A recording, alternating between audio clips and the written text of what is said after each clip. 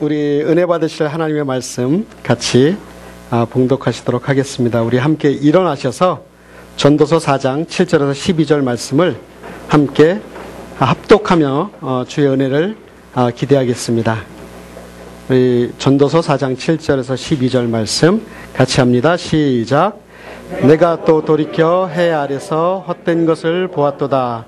어떤 사람은 아들도 없고 형제도 없으니 아무도 없이 홀로 있으나 수고하기를 맞이하냐하며 부를 눈에 족하게 여기지 아니하면서도 이르기를 내가 누구를 위하여 수고하고 내 심령으로 낙을 누리지 못하게 하는 거 하나니 이것도 헛되어 무익한 노고로다. 두 사람이 한 사람보다 나음은 저희가 수고함으로 것임이라. 혹시 저희가 넘어지면 하나가 그 동물을 붙들어 일으키려니와 홀로 있어 넘어지고 붙들어 일으킬 자가 없는 자에게는 화가 있으리라. 두 사람이 함께 누우면 따뜻하거니와 한 사람이면 어찌 따뜻하랴.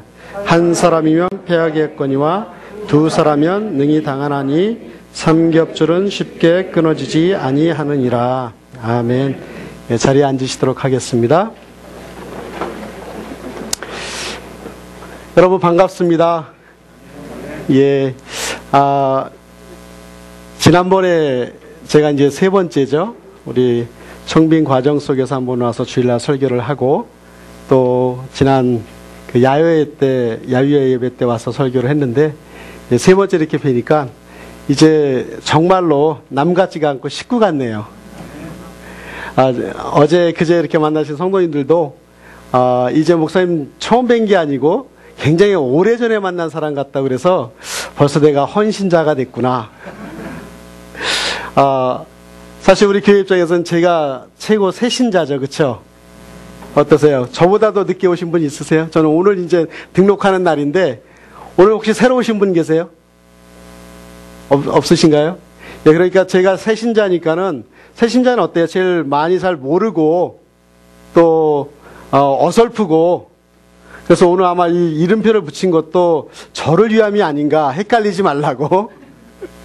예, 그래서 제가 새신자인 만큼 잘 모르는 거 있으면 여러분들이 가르쳐 주시고 또 새신자를 잘 인도해 주시는 헌신자들이 됐으면 좋겠습니다.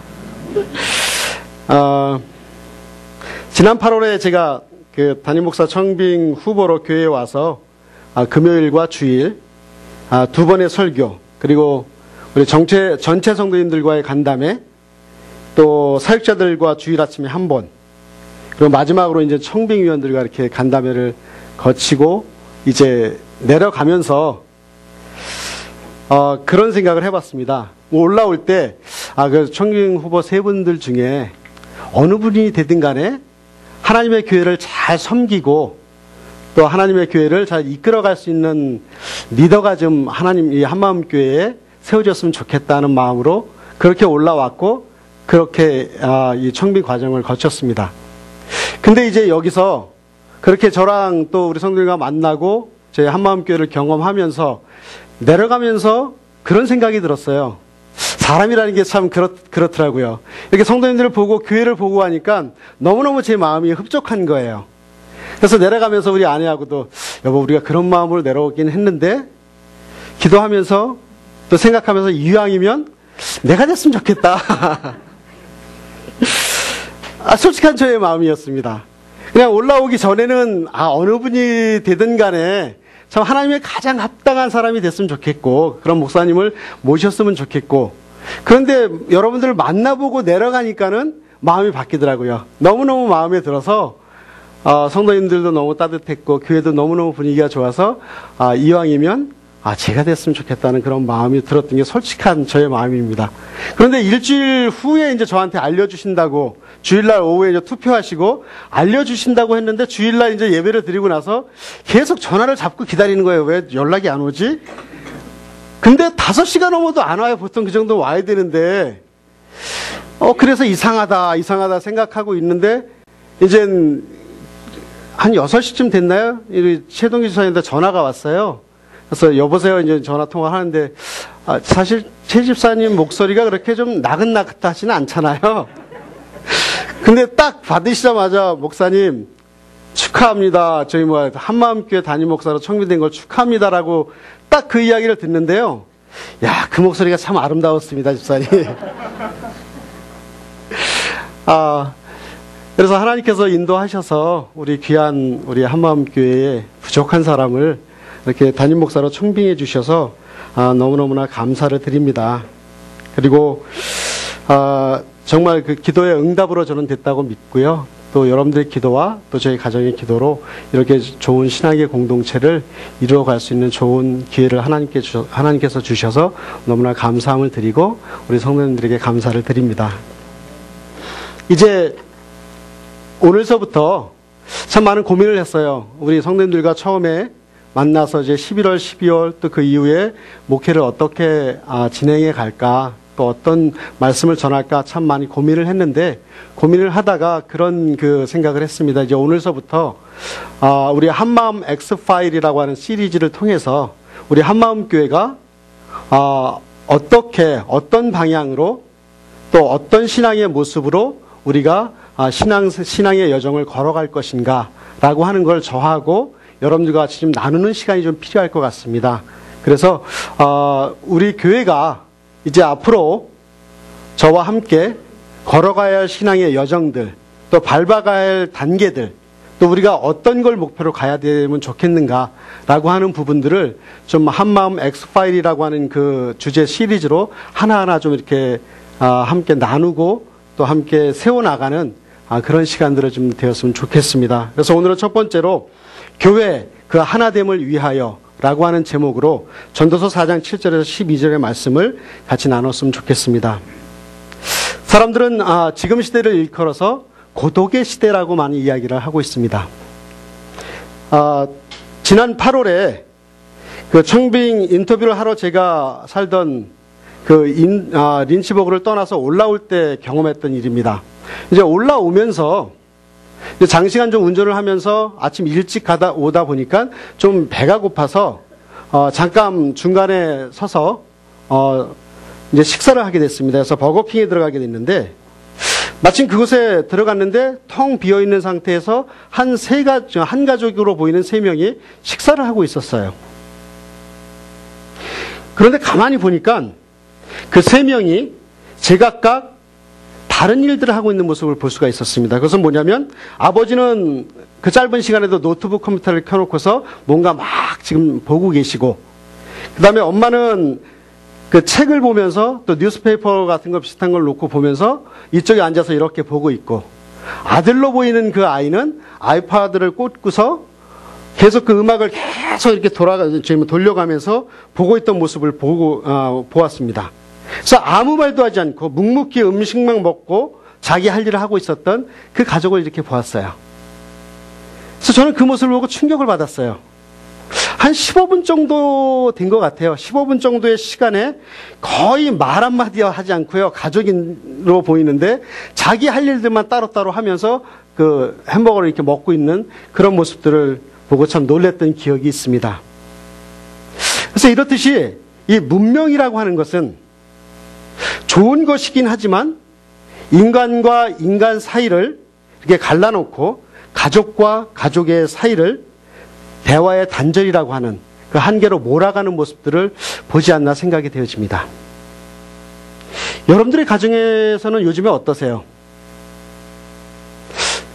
이렇게 보면 아빠는 오시자마자 닦고 식사하고 자기 방에 들어가 있고, 아이들은 아이들 방대로, 엄마는 거실에서 그냥 따로따로 TV나 아니면 자기 하고 싶은 컴퓨터 게임이나 이런 것들을 그냥 따로따로 하고 있는 그 모습이 우리 현대를 사는 가정들의 모습들이 아닌가 생각을 합니다.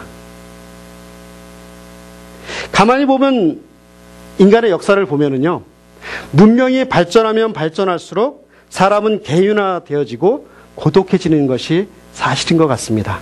어떠세요?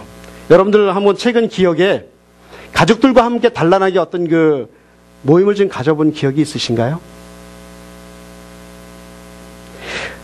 의사들이 하는 말이요, 그 여러 가지 병들 중에 환자가 가장 못 견뎌하는 병이 고독이라고 하는 병이라고 합니다. 그 교도소에도 가보면은요, 한국 같은 경우 0.8병 정도의 자리가 되지 않는, 자리밖에 되지 않는, 빛이 들어오지 않는 독방에 들어가는 것이 가장 큰 형벌이라고 이야기를 해요. 독방에 있는 것이 흉악범들과 함께 있는 것보다 훨씬 더 어렵다는 얘기죠. 그 흉악범들이 같이 있는 방에 들어가 보면 무지하게 맞는다고 이야기합니다.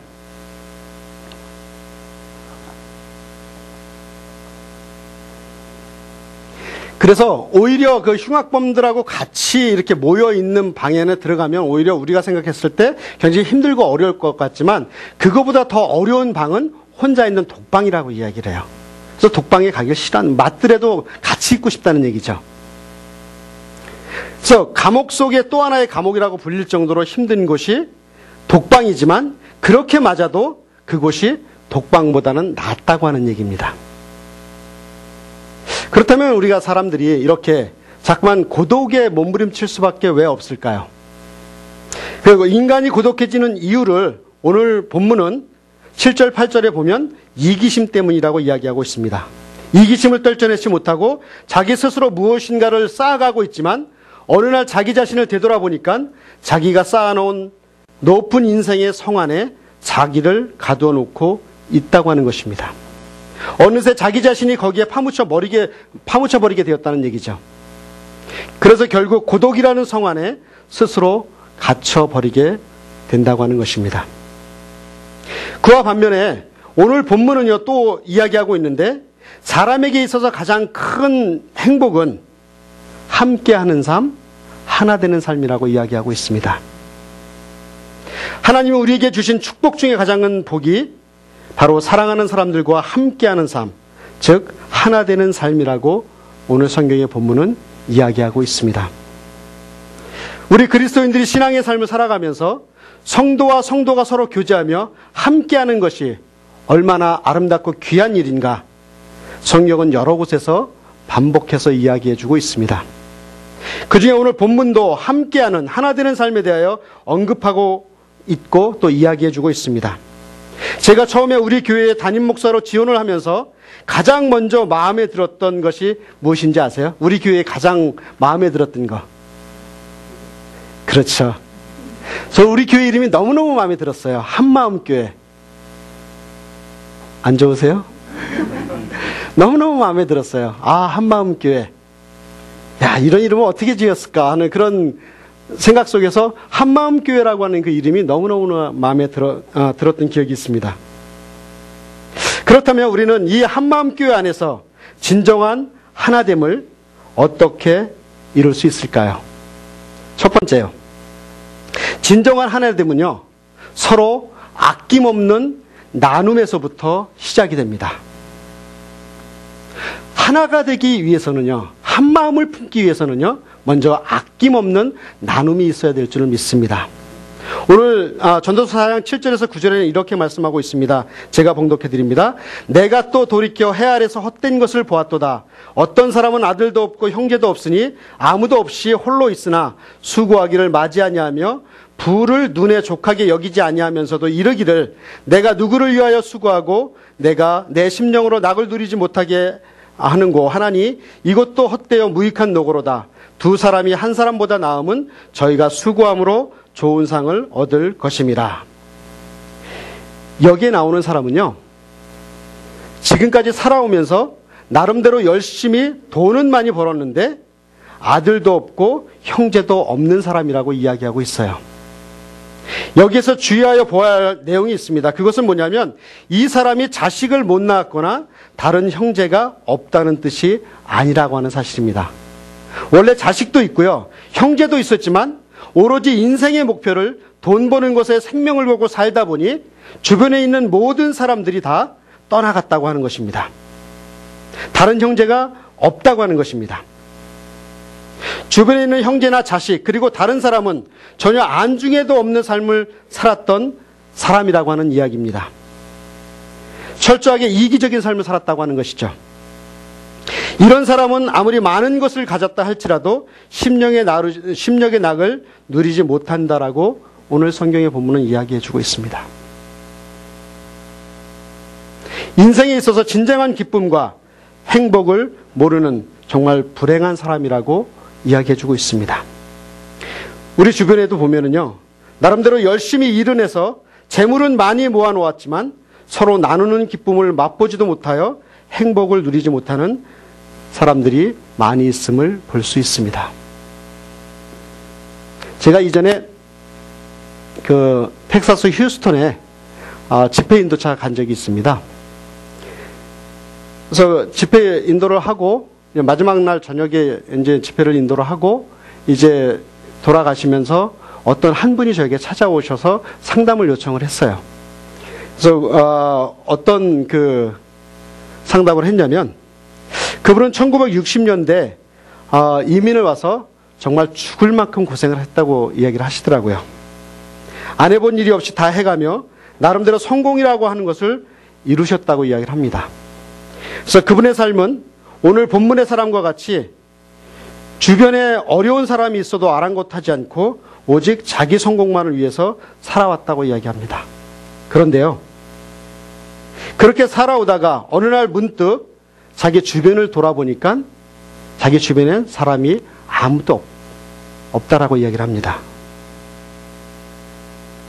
어느새 자녀들은 다 결혼해서 자기 주변을 떠났고 그나마 있었던 친구들도 한 사람, 두 사람 떠나갔고 사랑하는 아내마저도 병들어 누워있더라고 하는 것입니다.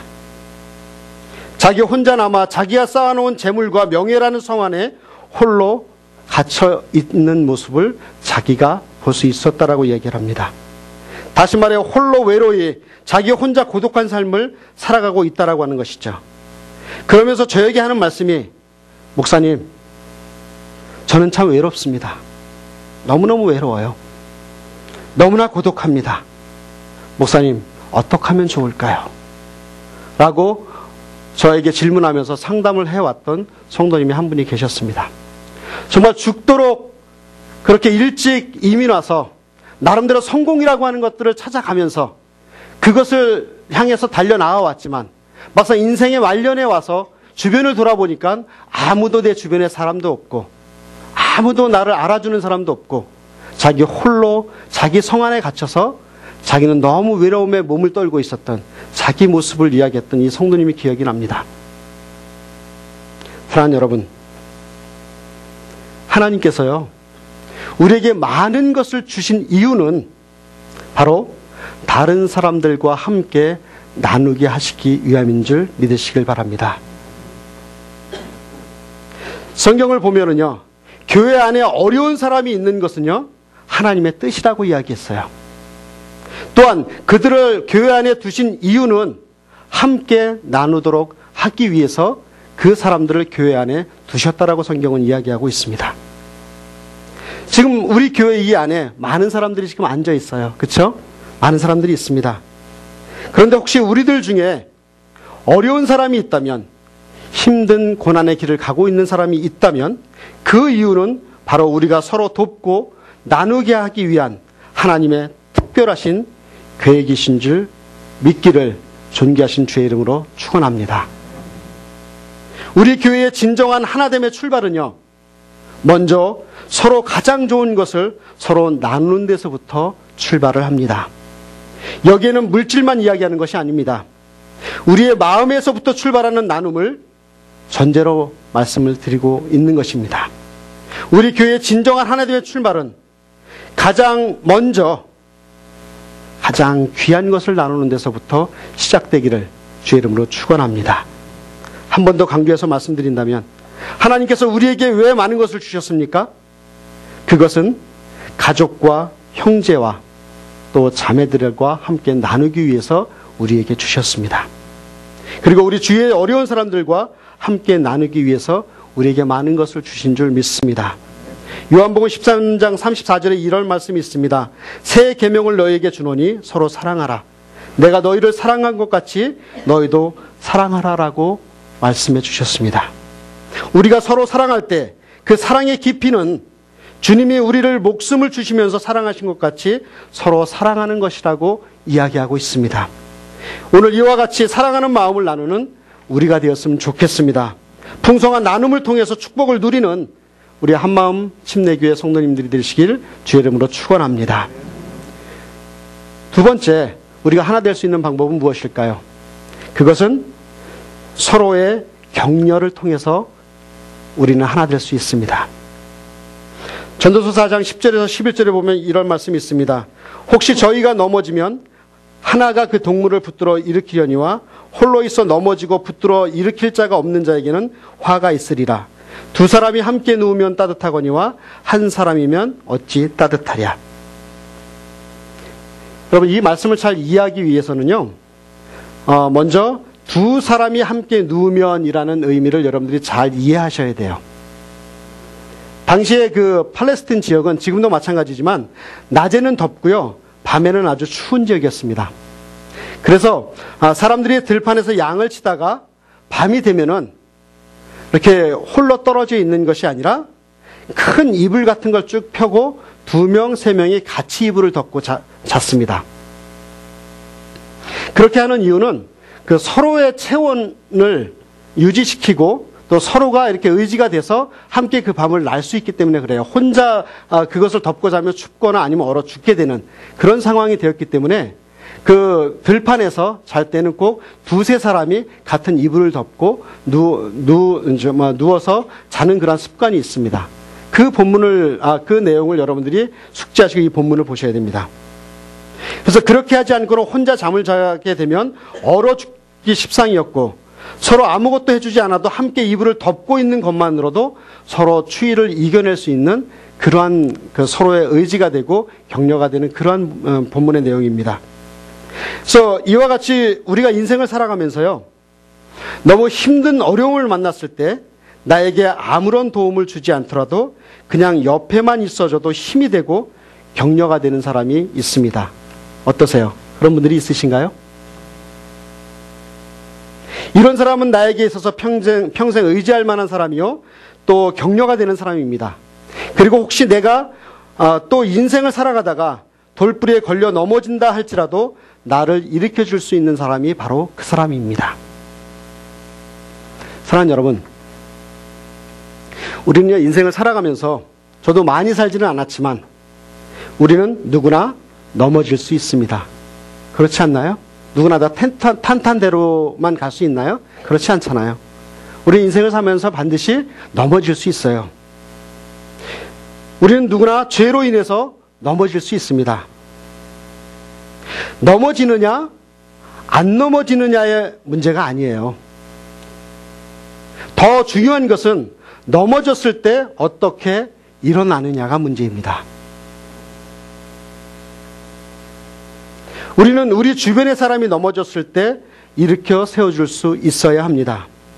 또한 교회는요, 넘어진 사람들을 일으켜 세우는데 최선을 다해야 합니다. 교회와 그리스도인들은 세상에 넘어진 사람들을 일으켜 세우는데 존재 목적이 있습니다. 우리가 하나 되는 것은, 우리 교회의 목적은 바로 이 넘어진 사람들을 일으켜 세우는데 그 목적이 있습니다. 다시 말해 교회는 죄로 인해서 넘어진 사람들을 격려하여 일으켜 줄 수 있는 그런 곳이 되어야 될 줄을 믿습니다. 우리는 우리 주변의 사람이 넘어졌을 때 그들을 일으켜 줄 수 있는 사람과 교회가 되어야 될 줄 믿습니다. 넘어진 사람을 일으켜 줄 수 있는 것은 무엇입니까? 그것은 바로 함께하는 격려함입니다. 좋은 격려는요, 그 사람의 운명을 바꾸어 놓습니다. 우리 엄마들이 실수 많이 하죠. 자녀들이 시험을 보고 왔어요. 몇 점 맞았니? 몇 점 맞았대요? 98점 맞았대요. 여러분들 놀라지도 않네요. 98점 대단히 잘 본 거잖아요. 근데 엄마가 뭐라 그래요? 야, 너 조금만 잘했으면 100점 맞았잖아. 2점이 부족하잖아. 이러세요? 아니면 그래, 98점 맞은 것도 우리 가문의 영광이다 하고 그러세요? 만약에 너 왜 2점 그것만 잘 맞았으면 100점 맞았을 텐데 이렇게 한 그런 이야기를 들은 아이는 아마 100점 못 맞을 거예요. 그러나 넌 우리의 가문의 영광이야. 다음에 열심히 해서 잘해봐 라고 이렇게 격려해 준다면 그 아이는 100점 맞을 수 있는 가능성이 크다고 생각을 합니다. 격려가 그래서 필요해요. 오늘 본문 11절에는 다음과 같이 이야기하고 있습니다. 두 사람이 함께 놓으면 따뜻하거니와 한 사람이면 어찌 따뜻하랴. 같이 있어주는 것만으로도 격려가 되는 그런 사람입니다. 제가 이전에 그 한국에 계신 이재철 목사님이라고 하시는 제가 굉장히 좋아하는 그런 목사님 중에 한 분인데 그 이재철 목사님의 설교를 듣다가 이런 내용을 좀 들었습니다. 그분은요, 1988년에 자기 집에서 주님의 교회라고 하는 교회를 개척을 했어요. 그래서 그분은 그 당시에 목회란 그저 설교하고 성경 공부 인도하는 것이 그것만 잘하면 된다라고 생각을 했습니다. 그런데 정작 목회를 시작하고 보니까 그게 아니라는 사실들을 몸소 깨닫게 되죠. 하루가 멀다 하고 이어지는 회의가 있었고요. 또 성도들의 다른 의견을 조정하고 조화를 일구어낸다는 것이 결코 쉽지 않습니다. 이런 것들이 목회에 있어서 아주 비본질적인 것이기에 처음에는 그 모든 것들이 시간 낭비처럼 여겨지면서 아주 이 목사님을, 이재철 목사님을 지치게 했다고 해요. 그러자 목사님은 목회에 대한 깊은 회의에 빠지게 되었고, 이 비본질적으로 여겨지는 일들 때문에 매일 지쳐 사는 것이 목회라면 차라리 난 목회를 하지 않겠다라고 그렇게 결론을 내립니다. 그래서 차라리 목회를 일찌감치 포기하는 편이 낫다는 생각을 하고 결심을 합니다. 개척한 지 10개월 만에 난 목회를 그만두겠다 라는 그러한 마음으로 이제 결심을 했습니다. 그런데 그 결심을 한 새벽에 기도를 하고 있었는데 갑자기 누군가 나지막한 소리로 기도하고 있는데, 목사님 이거 드세요. 그런 그 말이 음성이 들렸습니다. 그래서 그 음성을 듣고 눈을 떠보니까 사람은 안 보이고 자기 옆에 이렇게 보자기에 덮인 뭐 하나가 있었다라고 이야기합니다. 그래서 이제 기도가 끝나고 나서 그 보자기에 쌓인 것을 사무실로 갖고 옵니다.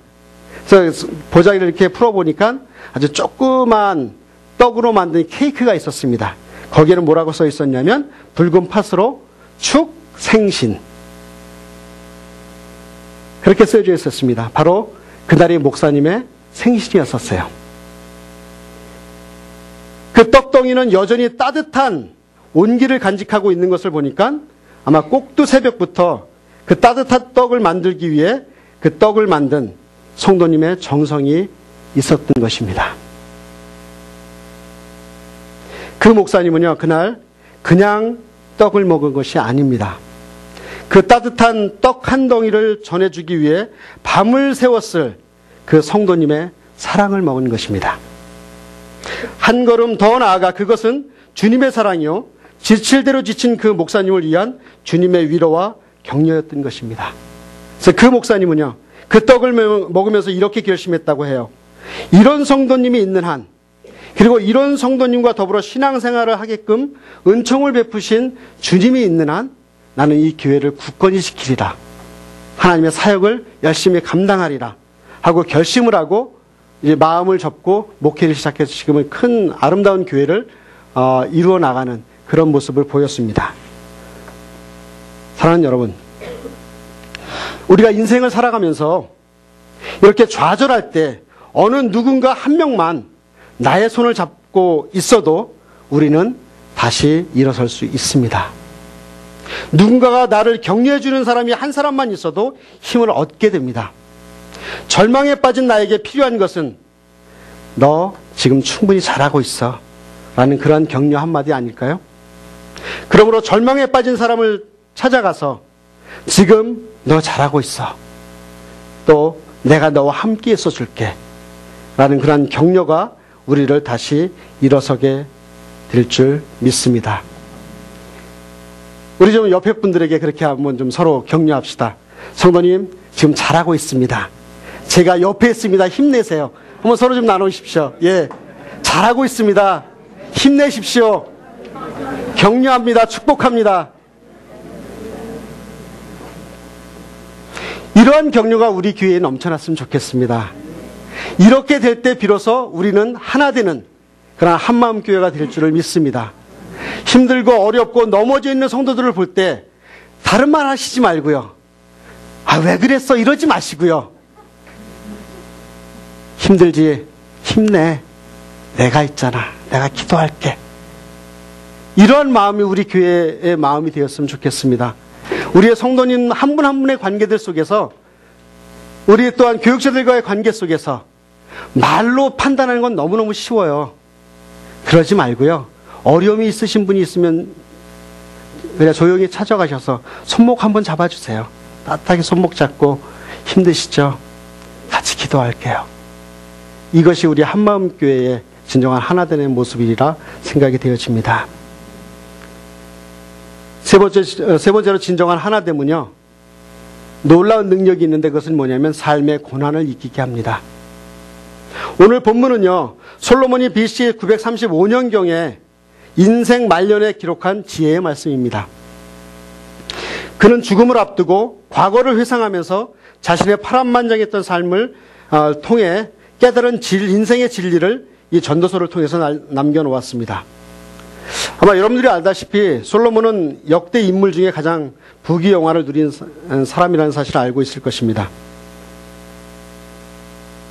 그러나 그가 중년이 되어 통원정책으로 이방의 공주들을 아내로 맞이하면서 잠시 불신앙에 빠지게 되죠. 그는 수많은 아내를 맞이하고 재물과 쾌락을 쫓아 세속적인 삶을 살았습니다.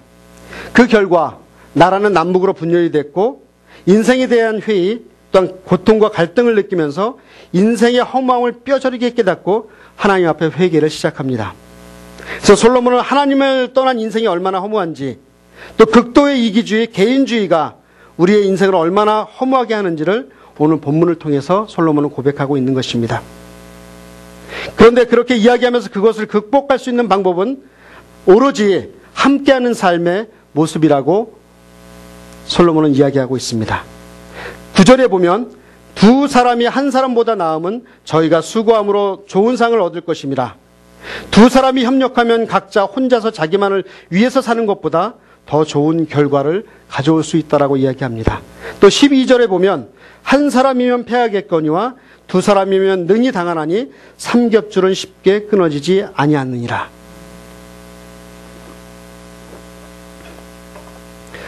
솔로몬은 협력하여 하나 되는 삶의 능력에 대해서 이야기하고 있습니다. 예수님도 보면은요, 전도하러 보낼 때 제자들을 둘씩, 셋씩 짝을 지어 보내시며 다음과 같은 말씀을 해주셨습니다. 진실로 다시 너희에게 이르노니 너희 중에 두 사람이 땅에서 합심하여 무엇이든지 구하면 하늘에 계신 내 아버지께서 저희를 위하여 이루게 하시리라. 두세 사람이 내 이름으로 모인 곳에는 나도 그들 중에 있느니라. 마태복음 18장 18절에서 20절에 그렇게 이야기하고 있습니다. 이렇듯이 오늘 본문에도요, 한 사람이면 패할 일이 두 사람이면 승리한다고 이야기하고 있어요. 삼겹줄은 쉽게 끊어지지 않는다고 이야기하고 있습니다. 여러분, 삼겹살이 아닙니다. 맛있는 삼겹살이 아니에요. 삼겹줄입니다. 구역은 구역장 혼자만 잘한다고 해서 되는 것이 아니에요. 여전도에는 여전도회 회장 혼자만 잘한다고 되는 것이 아닙니다. 남전도회도 마찬가지요. 어느 기관도 마찬가지고 한 사람이 잘한다고 해서 잘 되는 부서가 없습니다. 모든 사람들이 힘을 합치고 모든 사람들이 하나 될 때 모든 기관들은 부흥할 줄 믿습니다. 그래서 교회는 모든 사람이 함께 마음을 합해야 되는 것이고 함께 기도하고 같은 마음을 품을 때 하나님께서 거기에 함께 하신다라고 이야기하고 있습니다. 결론입니다. 궁극적으로 우리 한마음교회가 추구할 것은 바로 하나됨, 함께함이에요. 평안에 매는 줄로 성령이 하나가 되신 것을 힘써 지키게 하라고 하신 에베소 4장 말씀을 우리는 기억해야 될 줄 믿습니다. 그래서 우리 교회는 그리스도 안에서 한 가족을 이루어 살면서 아낌없는 나눔과 서로의 허물을 용납하며 격려를 통하여 어떤 고난이라도 함께 이겨나가는 한마음교회가 되기를 주의 이름으로 축원합니다. 한 사람의 아픔이 우리 교회 전체의 아픔이요, 한 사람의 기쁨이 우리 교회 전체의 기쁨이 되어 하나가 되는 교회가 되기를 주의 이름으로 축원합니다. 예화를 한 가지 말씀드리고 말씀을 마무리할까 합니다. 여러분, 추운 겨울에 보면 남쪽 나라에서 보내기 위해서 달밤에 날아가는 그 기러기 떼를 여러분들 보셨어요? 보셨어요? 안 보셨어요? 기러기 떼를 날아가는 거 보셨어요? 안 보셨어요? 예, 보셨죠? 어떻게 날아가나요? 예, 저희 그림에 있죠. 이렇게 V자형으로 날아가죠. 저 모습을 본 그 조류학자들이 그 이유를 밝혀냈습니다. 그것은 뭐냐면, 기러기 떼가 이렇게 역 V자형으로 날아가면 혼자 날아갈 때보다 이렇게 같이 무리를 지어서 날아가면 70% 이상을 더 날아간대요. 예를 들어서 혼자 날아갈 때는 1000마일을 날아갈 수 있지만 같이 무리를 지어 날아가면은 1700마일을 갈 수 있대요. 그래서 그 기러기들이 날아갈 때 가만히 보면 어떤 그 현상들이 나타나냐면, 이렇게 날아가다 보면 맨 앞에 있는 기러기가 가장 그 바람의 부력을 많이 받기 때문에 가장 힘들다고 이야기해요. 그래서 날아가다 보면 이 기러기가 가장 앞에 있었던 기러기가 힘들고 지치면 이 기러기가 자연스럽게 뒤로 이렇게 넘어온다 그래요. 그리고 나서 이 뒤에 있었던 그 바로 뒤에 있던 기러기가 다시 합쳐져서 이 V자형은 계속 유지하며 날아간다고 이야기합니다. 그래서 처음 이 첫 기러기가 힘들고 어려우면 다시 뒤로 와서 다음 기러기가 또 그 맨 앞에 서서 날아가고 리드해 나가고, 그래서 1700마일을 갈 수 있대요. 근데 더 놀라운 것은 무엇이냐면요, 날아가다 보면 기러기가 힘들고 지친 기러기가 반드시 나오잖아요. 그럼 한 기러기가 이 대열에서 이탈을 한다고 그래요. 근데 이탈을 할 때 혼자 내버려 두지 않고 꼭 2마리나 3마리가 같이 이탈을 해서 그 기러기에 이탈되어진 기러기와 같이 그 무리와 떨어진다고 이야기합니다. 그래서 그 기러기가 힘을 얻을 때까지 그 2마리가 열심히 끼룩끼룩 하면서 소리를 내며, 그것이 격려하는 소리라고 이야기를 하더라고요. 끼룩끼룩 소리를 내면서 그 이탈한 그 기러기가 힘을 얻고 다시 이 본진에 합류할 때까지 그 기러기를 같이 함께 옆에서 이끌고 와서 그 기러기가 힘을 다 얻으면 그 본유에 합류를 한다고 합니다. 그래서 1700마일을 날아간다고 이야기를 해요. 그래서 어떤 기러기가 병이 들거나 힘이 떨어져서 대열에서 이탈하면 그 2마리의 기러기가 보호하고 함께 힘을 얻어서 본류에 합류할 때까지 격려하며 나아가면서 그들은 혼자 날아갈 때보다 훨씬 70% 이상을 먼 거리로 날아간다고 이야기를 합니다. 제가 이 내용을 읽으면서 참 많은 걸 생각을 했습니다. 교회가 이런 모습이 되어야 되지 않을까. 우리는 함께 같은 기러기 때로서 같이 날아갑니다. 어떤 때는 제 리더가 목사인 저일 수도 있고요. 어떤 때는 우리 집사님일 수 있고 어떤 때는 성도님일 수 있어요. 그러나 사람은 날아가면서 지칠 수 있잖아요. 병들 수 있잖아요. 그리고 힘들면 교대에서 다음 사람이 이끌어가고 또 혹시 신앙생활 같이 하다가 한 사람이 떨어져 나갈 것 같으면 혼자 내버려 두지 않고 2-3사람이 온 교회가 함께 그를 격려하고 이끌어서 다시 우리 이 믿음의 대열로 합류시키는 것이 진정한 하나됨의 모습이 아닐까요? 이런 모습이 우리 교회에서 회복되었으면 좋겠습니다. 제가 목회를 하면서 여러분들과 같이 이 삶을 살아가면서 제가 중점적으로 정말 이렇게 같이 함께 나누고 싶은 것은 한 영혼이라도 떨어짐 없이 병드는 그런 기러기가 되지 않고 함께 아파하고 함께 격려해서 한 무리를 지어 한마음교회라고 하는 이 기러기 떼가 하나님 나라를 위해서 날아갈 수 있는, 그래서 하나가 되어지는 그런 우리가 되었으면 좋겠습니다. 사랑하는 성도 여러분, 제가 간곡히 부탁드리는 것은 우리가 건강하고 좋을 땐 다 좋습니다. 그건 누구나 할 수 있어요. 그러나 힘들고 어려운 형제가 나타나거나 그런 가정이 나타나거나 또 그것이 나 자신이라 할 때에 정말 2-3이 아니 교회 전체가 함께 힘을 얻어서 이 믿음의 대열을 이탈하지 않고 끝까지 하나님의 나라를 위해서 날아갈 수 있는 우리 한마음교회 또 저와 여러분들이 되시기를 주의 이름으로 축원합니다.